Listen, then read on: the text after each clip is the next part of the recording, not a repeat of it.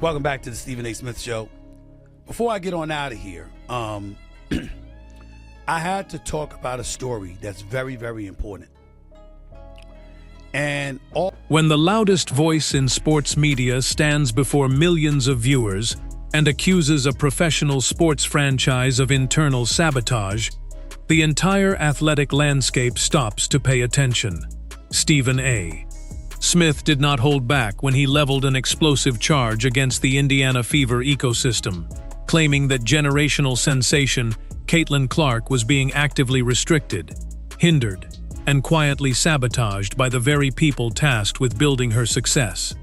According to Smith, what casual fans dismissed as routine rookie transition struggles was actually a far more calculated dynamic playing out on national television every single week.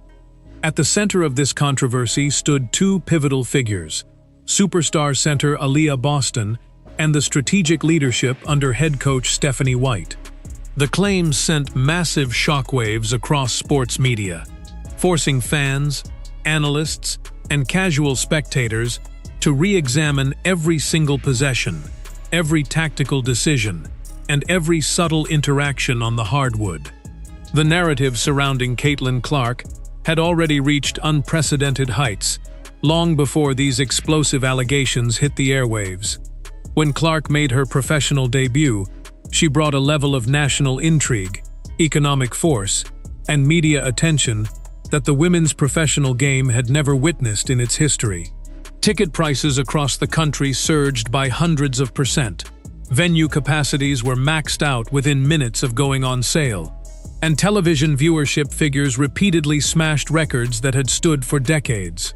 Yet, as the bright spotlight shone down on the Indiana franchise, sharp-eyed observers began noticing subtle cracks in the team dynamic. Stephen A. Smith brought these subtle details into the national conversation, pointing out moments where ball movement mysteriously stalled, open passing lanes were intentionally ignored, and physical screens were set with glaring hesitation. The high-tempo, free-flowing transition game that defined Clark's historic collegiate run seemed systematically stripped away, replaced by slow, methodical half-court sets that played directly into defense hands. To understand the root cause of this alleged internal friction, one must look at the seismic shift in team hierarchy that occurred almost overnight. Before Clark's arrival, Aliyah Boston was the undisputed centerpiece, crown jewel, and future face of the Indiana organization. As a former #1 overall pick, Rookie of the Year, and multi-time All-Star, Boston held complete ownership over the team's identity, promotional campaigns, and offensive priorities. Then, in a single evening at the draft, the entire gravity of the franchise swung dramatically toward the perimeter.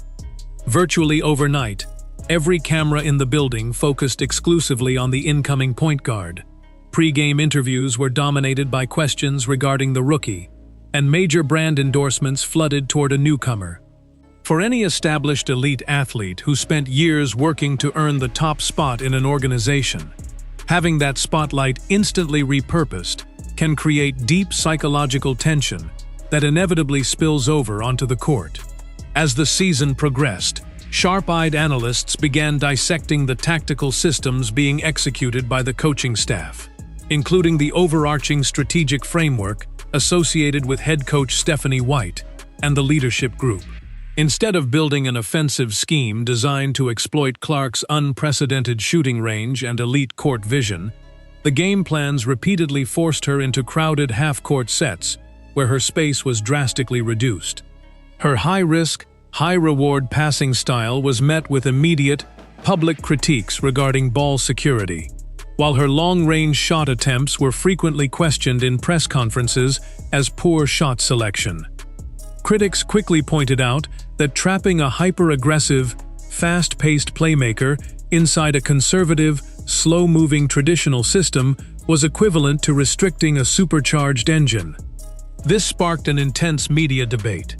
Were these tactical decisions simply honest coaching miscalculations? Or was there an underlying desire within the coaching ranks to enforce authority, and prove that no individual player sits above the established system. The drama extended far beyond tactical play calling and team meetings. It revealed a deep economic and promotional divide that reverberated throughout the entire league. Clark entered the professional ranks with a groundbreaking $28 million endorsement contract from Nike, signature shoe lines in active production, private charter jet travel fast-tracked for the entire league, and endorsement visibility that outpaced legacy veterans who had spent over a decade building the sport. This unprecedented financial and media disparity effectively painted a target on the rookie's back. Night after night, rival defenders applied brutal physical pressure, delivering hard fouls designed to test her physical and mental toughness. What shocked longtime basketball fans was not the physicality from opponents, but the apparent indifference from her own teammates.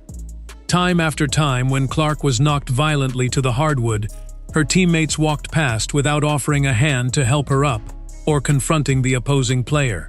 Stephen A. Smith zeroed in on these visual sequences, arguing that failing to back up your franchise star is the ultimate sign of quiet internal resentment. As the season wore on, visual evidence supporting the sabotage narrative began spreading rapidly across social media platforms, amplifying the discussion to millions of sports fans globally. Breakdown channels analyzed game film frame by frame, highlighting repeated instances where Clark was positioned wide open behind the arc, frantically calling for the ball, only to be completely overlooked by ball handlers taking difficult, contested shots inside. Statistical models reinforced these concerns, showing a strange decline in Clark's usage rate during the closing minutes of close games, despite her elite efficiency throughout earlier quarters. During critical timeouts, broadcast cameras captured recurring images of Clark sitting isolated on the end of the bench, while veteran players gathered in separate huddles, her facial expressions reflecting clear frustration and isolation. These sequences stopped looking like random anomalies and began looking like a consistent pattern, fueling claims that an internal freeze-out was deliberately dampening her impact. Smith's explosive rants was immediate and relentless from established NBA purists, former players, and team beat writers.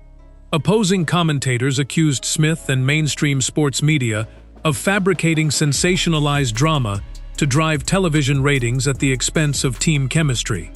Defenders of the organization maintained that Aliyah Boston was a dedicated teammate adapting to a completely new offensive rhythm, and that the coaching staff was carefully managing Clark's workload to protect her from long-term physical burnout during a grueling transition year.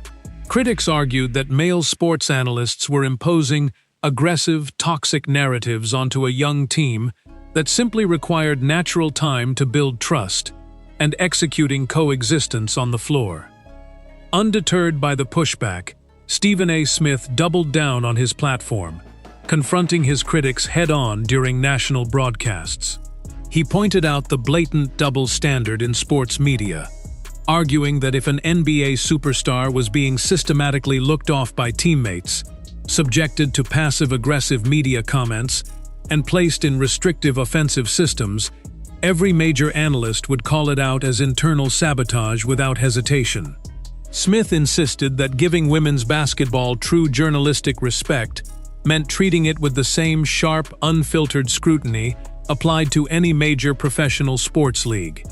He challenged commentators to ignore sanitized corporate statements and look directly at the film, statistical anomalies, and undeniable body language being displayed on the floor every single game night.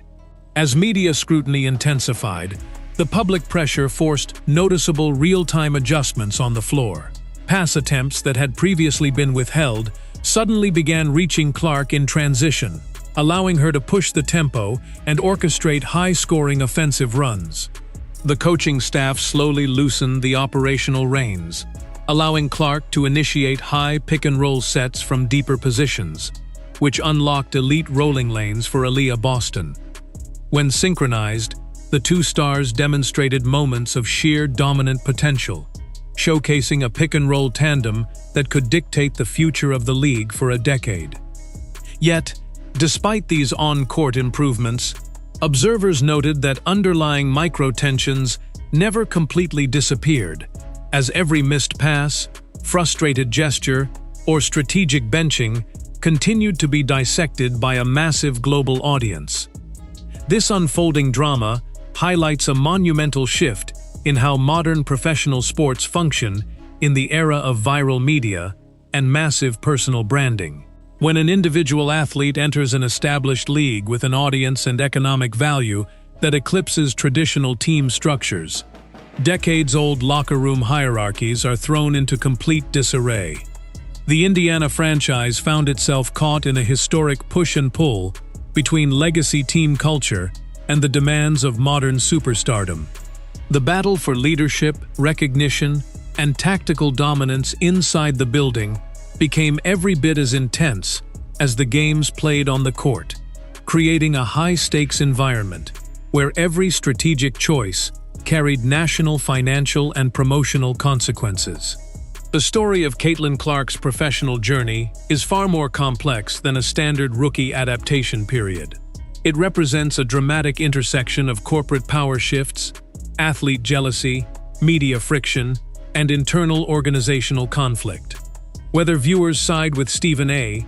Smith's claims of calculated sabotage or view the turbulence as natural growing pains of an expanding league, the reality remains unchanged. The competitive dynamic of the sport has shifted permanently. The body language on the court, tactical adjustments on the clipboard, and intense battles on broadcast sets have redefined how women's sports are analyzed, debated, and consumed around the world. As the franchise moves forward under an unrelenting national spotlight, fans are left watching every single possession to discover whether this immense pressure will tear the locker room apart or eventually fuse these elite talents into an unstoppable championship dynasty. The ongoing struggle within the organization highlights how difficult it is to merge generational individual stardom with established team dynamics when the financial rewards are vastly unequal. While legacy players worked for years under modest compensation structures and limited promotional visibility, the rapid arrival of a single prospect completely altered the economic expectations for the entire sport. This financial divide created an inevitable undertow of resentment that extended far beyond tactical assignments on the floor. When one player commands multi-million-dollar corporate partnerships before playing a single professional minute, it reshapes how teammates perceive authority, leadership, and sacrifice.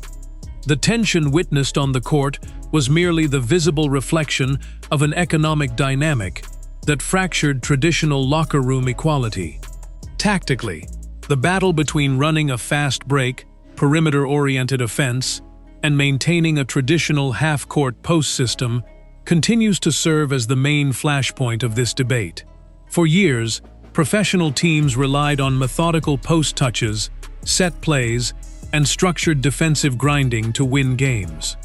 Caitlin Clark's style of play represented a complete ideological break from that legacy model, prioritizing instant transition passing, unscripted shot creation, and logo-distance three-pointers that completely shatter standard defensive schemes.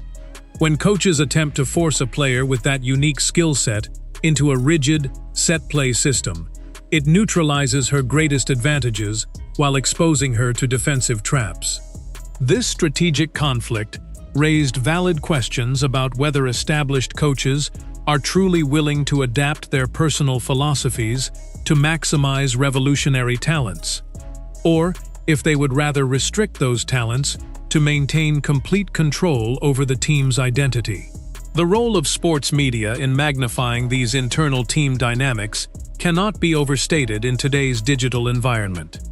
Decades ago, internal team friction was handled quietly behind closed doors, hidden from public view by limited broadcast access and protective local reporting. In the current media landscape, every single facial expression on the bench, every ignored high five, and every defensive miscommunication is captured in high definition, edited into short clips, and distributed to millions of fans within seconds. This constant digital feedback loop creates an intense pressure cooker for players and coaches alike.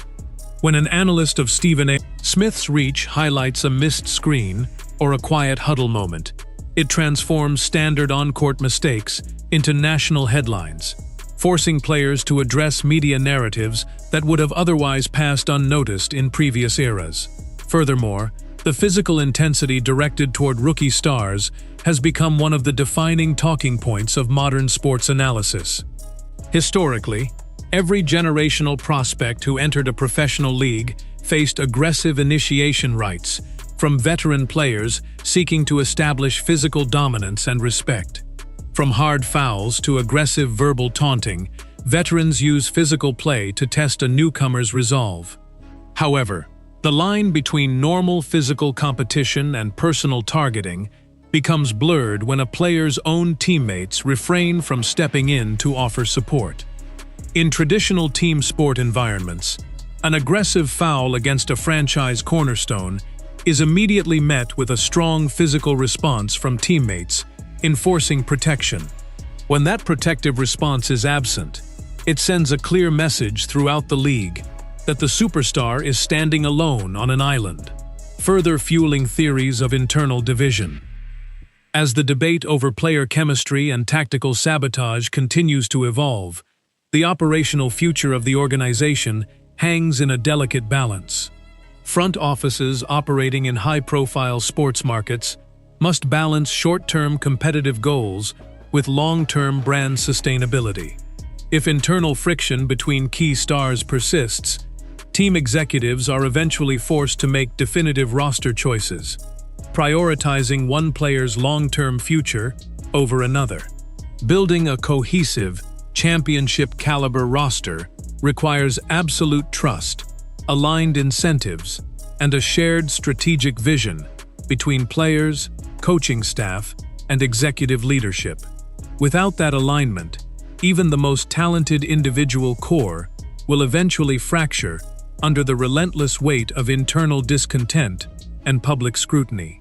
The complex dynamic between Caitlin Clark, Aliyah Boston, and the coaching strategy represents a pivotal turning point for the future of professional basketball. It serves as a real-time case study in how sports organizations navigate rapid commercial growth, media narrative wars, and the delicate egos of elite professional athletes. Whether the ultimate result is an undeniable championship run that silences all critics, or a dramatic organizational overhaul that reshapes the entire roster, the lessons learned from this high-stakes narrative will echo across the sports world for years to come. Fans and analysts will remain locked into every broadcast, dissecting every pass, screen, and press conference statement to see how this unprecedented battle for dominance and identity ultimately resolves itself on the national stage. The national conversation generated by these claims has permanently altered the expectations for how sports organizations manage generational talents from day one. In traditional sports models, rookies were expected to wait their turn, defer to established veterans, and gradually earn their place within the existing culture of the locker room.